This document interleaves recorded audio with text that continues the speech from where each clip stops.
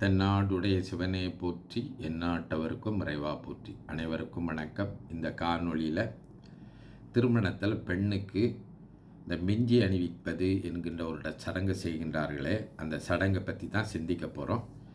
எதற்காக மிஞ்சி அணிவிக்கின்றார்கள், அதற்கு மேலே அந்த மிஞ்சி அணிவிக்கின்ற சடங்குக்கு பின்னால் என்ன பொருள் இருக்கின்றது என்பதை பற்றி தான் பார்க்க போகிறோம். நம்முடைய தமிழர் திருமணத்திற்கு அதாவது தாலி அணிவிப்பதற்கு முன்பாக மாப்பிள்ளைக்கு இந்த மிஞ்சி மோதிரம் போடுறது என்கின்ற ஒரு சடங்கில் மாப்பிள்ளைக்கு மிஞ்சி அணிவிக்கிறத நம்ம பார்க்கலாம். அதை பற்றி ஏற்கனவே ஒரு காணொளி செய்திருக்கின்ற மாப்பிள்ளைக்கு கால் கட்டு போடுதல் அப்படின்னு சொல்லி நீங்கள் நம்மளுடைய சைவப்பறை காணொளியில் அதை பார்க்கலாம். பெண்ணுக்கு தாலி கட்டிய பிறகு இந்த மிஞ்சி அணிவிக்கின்ற சடங்கு நடைபெறும். நீங்கள் பார்த்தீங்கன்னா அந்த பெண்ணு தாலி அணிவித்த பிறகு அந்த பெண்ணை மாப்பிள்ளை கையை பிடித்து அழைத்து வந்து ஒரு குழவிக்கல் மீது அவருடைய காலை தாங்கி எடுத்து வைத்து மிக பணிவோடு அந்த பெண்ணினுடைய 2வது பெருவிரலில் முதல்ல நீர் விட்டு பிறகு பால் விட்டு அந்த விரலை தூய்மை செய்து ஒரு மிஞ்சியை அணிவித்து அதற்கு சந்தனம் குங்குமம் விட்டு இப்படி செய்கின்றதை அந்த சடங்கில் நம்ம பார்ப்போம். அந்த சடங்கை ஒரு சடங்காக தான் இன்றைக்கி செய்கிறாங்களே தவிர எதற்காக அது செய்கின்றார்கள் என்பது பலருக்கு தெரியாமல் இருக்கின்றது. இன்னும் சிலர் கூட அந்த போடப்படுகின்ற மிஞ்சி தங்கத்தில் போடுவதா வெள்ளியில் போடுவதா என்பதை பற்றி தான் சிந்தித்து கொண்டிருக்கின்றார்கள். இந்த மிஞ்சி போடுகின்ற சடங்கில் அரிய பல செய்திகளை நம் முன்னோர்கள் சொல்லி வைத்திருக்கின்றார்கள். அதை தெரிந்து கொள்வது மிக தேவையான ஒன்று. அதாவது இப்படி இந்த மிஞ்சியை போட்ட பிறகு நீங்கள் பார்த்தீங்கன்னா அந்த மிஞ்சியை நசுக்கி விடுவாங்க. அப்படின்னா கால் கட்டு போடுதல் அப்படின்னு நம்ம ஏற்கனவே மாப்பிள்ளைக்கு பார்த்தது போல் சில கருத்துக்களுக்கு அந்த பெண் சில கூறுகளுக்கு அந்த பெண் கட்டுப்பட வேண்டும் என்று சொல்லி தான் அந்த கால் கட்டு என்று இந்த அம்மியின் மீது வைத்து போடுகின்றார்கள்.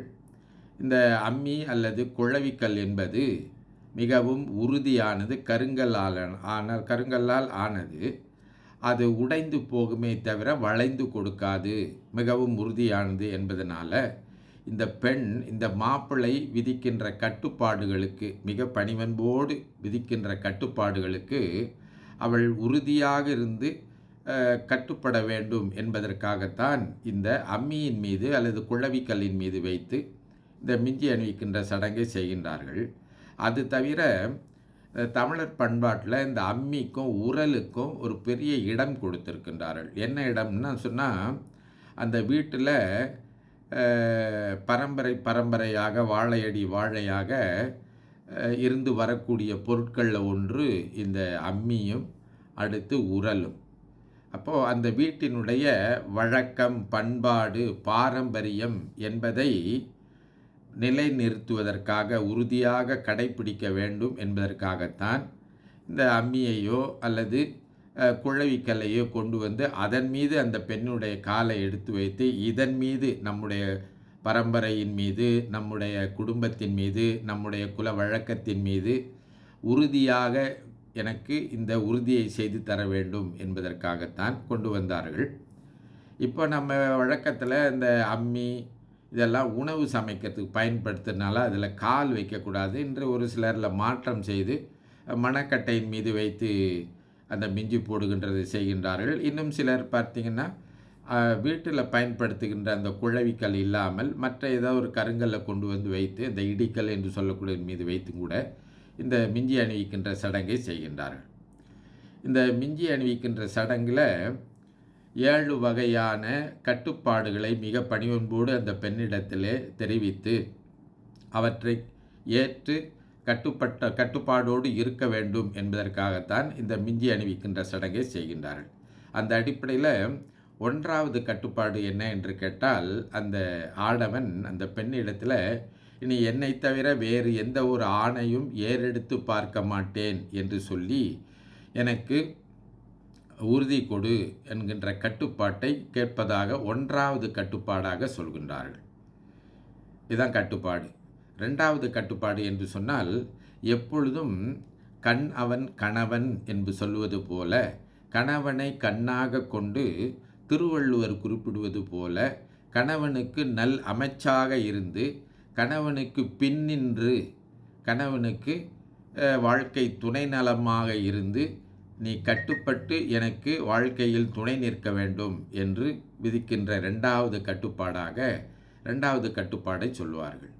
மூன்றாவது கட்டுப்பாடு அவர்கள் குறிப்பிடுகின்ற போது அந்த பெண்ணிடத்தில் நம் குலத்திற்கென்று சில கட்டுப்பாடுகள் இருக்கின்றனவே, அந்த நம்முடைய குல கட்டுப்பாடை நீ தவறாமல் பின்பற்ற வேண்டும் என்கின்ற நம்ம குல வழக்க கட்டுப்பாட்டினை, ஏன்னா அந்த பெண்களை தானே நம்ம குல விளக்கு என்று சொல்கின்றோம், அதை நீ எனக்கு உறுதியாக கடைப்பிடித்து நிற்க வேண்டும் என்று அந்த குல வழக்கத்தை சொல்லி அவர் கட்டுப்பாடாக சொல்கின்றார்.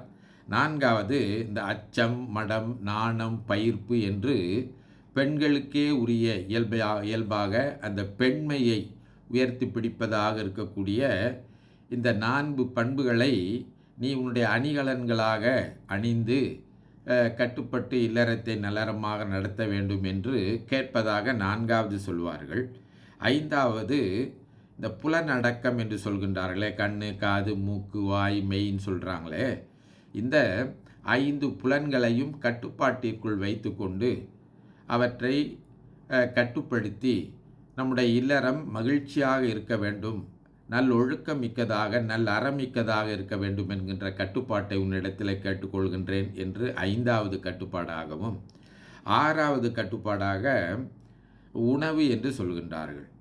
அதாவது நம்முடைய உடல் நலத்திற்கு ஏற்ற உணவை சமைத்து கணவனோடு உண்டு மகிழ்ந்து உடல் நலக்கூறை பேணி இருக்கின்ற வகையில் நல்ல உணவை சமைத்து கணவன் மகிழும்படியாக, தானும் அவளும் உண்டு மகிழும்படியாக இருந்து வாழ வேண்டும், மகிழ்ச்சியாக வாழ வேண்டும் என்கின்ற கட்டுப்பாடு அடுத்து 6வது சொல்கிறாங்க.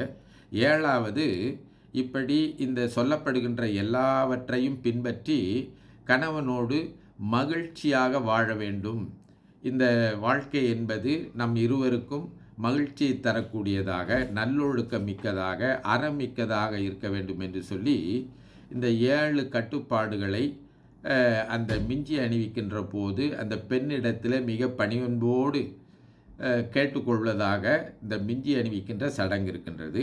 இந்த 7ஐயும் சேர்த்து தான் கற்பு நெறி தவறாமல் அவள் வாழ வேண்டும் என்று சொல்கின்றார்கள். அப்போ கற்பு அப்படின்னு சொன்னால் இப்போ எல்லாரும் நம்ம என்ன நினைக்கிறோம்னு சொன்னால், அந்த பெண் வேறொரு ஆடவனை பார்க்காமல் இருப்பது தான் கற்பு அப்படின்னு நாம் நினைக்கிறோம்.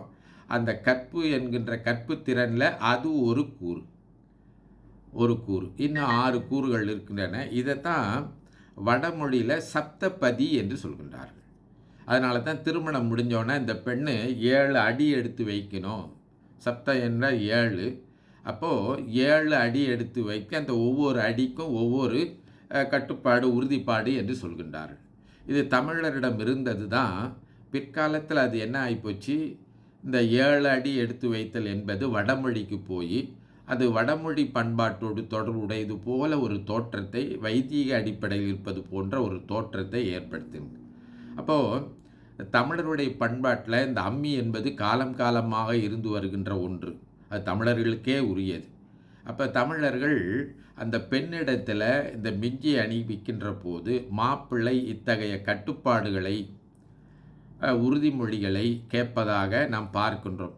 திருமணத்தில் தாலி கட்டும்போது மாப்பிள்ளை 3 உறுதியை கேட்டிருப்பார், அதை நாம் ஏற்கனவே பார்த்துருக்குறோம். இது இந்த பெண் சார்ந்து அவளுடைய பண்பு நலன் சார்ந்து இருக்கக்கூடிய கட்டுப்பாடுகளாக நாம் இந்த மிஞ்சி அணிவிப்பதில் பார்க்குறோம்.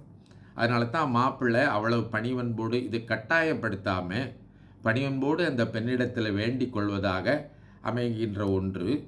இந்த அடிப்படையில் அந்த பெண்ணும் அதை ஏற்றுக்கொள்வதாக தன்னுடைய காலில் இந்த மிஞ்சியை அணிந்து கொள்கின்றாள் என்பதாக இந்த திருமணத்தில் இந்த சடங்கு சொல்லப்பட்டிருக்கின்றது. ஆனால் நாம் இன்றைக்கு அதை தெரிந்து கொள்ளாமல் வெறும் மிஞ்சி போடுகின்ற சடங்கு என்கின்ற ஒன்றை மட்டும் நாம் செய்து கொண்டிருக்கின்றோம். அதை உணர்ந்து கொண்டு செய்தால் அந்த பெண்ணுக்கு திருமணத்தில் எத்தகைய பொறுப்பு ஒப்படைக்கப்பட்டு இருக்கின்றது, எத்தகைய எதிர்பார்ப்பு அந்த பெண்ணிடத்தில் எதிர்பார்க்கப்படுகின்றது என்பதை நாம் புரிந்து கொண்டால் நம் இல்லறம் சிறக்கும், நம்முடைய குடி செழிக்கும், வாழ்வாங்கு வாழலாம் என்று சொல்லி இந்த அளவிலே நிறைவு செய்கின்றேன். திருச்சிற்றம்பலம்.